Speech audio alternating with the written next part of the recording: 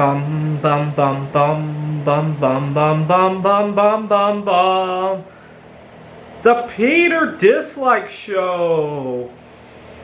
Bum bum bum bum bum bum bum.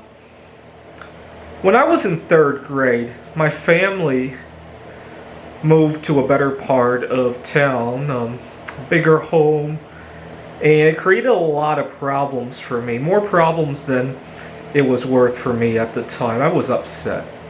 Not only did I have to readjust to a new school, but I was the last bus stop into the school. Everybody got to see where we lived, and it created a lot of envy for my classmates. And there was another problem. My dad was working very hard to support the lifestyle, obviously, and he traveled a lot. He's a chemical engineer, and he often traveled. At first, it was only to Detroit and Chicago, and I think a few times to Atlanta. And then he started going overseas to Germany and a few other countries, mostly in Europe. I think he went to Australia a couple times as well. And it was very upsetting. I remember thinking to myself, I would have been in 5th grade at this time, gee, I miss our old house. I'd rather live in that old house and you not travel, so not work so hard.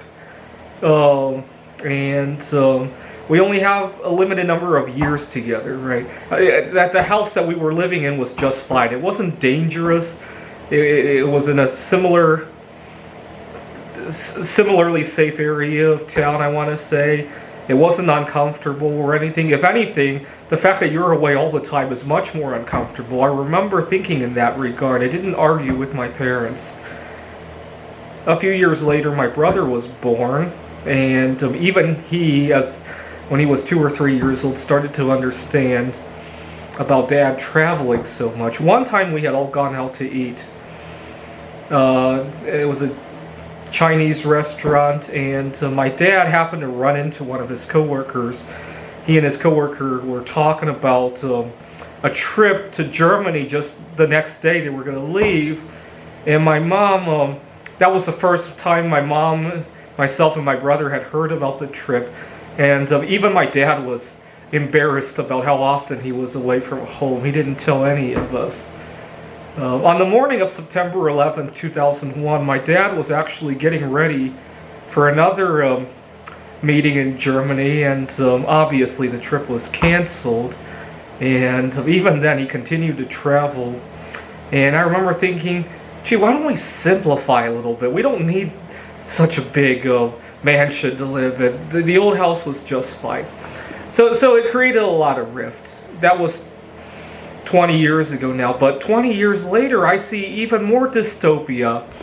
People are so outraged by the concert ticket prices to see Bruce Springsteen and Taylor Swift that they're willing to take a second job just to afford it. Think about this. Think about this. Now you got to waste your time twice. First to work at a job that you're almost quiet quitting, and then to watch somebody's life instead of living your own. I mean, get rid of all that, please. Now, Taylor Swift and her concerts really hit me hard because 3 months ago I was working at a tutoring center, and Taylor Swift had a concert in Phoenix. A lot of the kids were away. There were only a few sparse hours here and there. I think that the week of Taylor Swift being here, I had a Tuesday and a Thursday shift. They were only 2 hours each, and so I only made 4 hours of work, and I couldn't leave. I mean, had I not gotten those 4 hours, maybe I would have gone to, who knows, Mexico or Los Angeles, anywhere to get away from the Taylor Swift crowd. And so I end up making 4 hours of work, not being able to go on vacation. Taylor Swift made a fortune, obviously. The kids had a fun time. And all because I'm different, right? And I have a different way of life, right? So it really hits me hard that sometimes in the United States, doing the wrong thing gets you rewarded by having to support it. Doing the right thing gets you rewarded by having to support all the wrongdoers in life. That's how society has a tendency to operate, right? This is the Peter Dislike Show. Bum bum bum bum bum bum bum bum bum bum bum bum.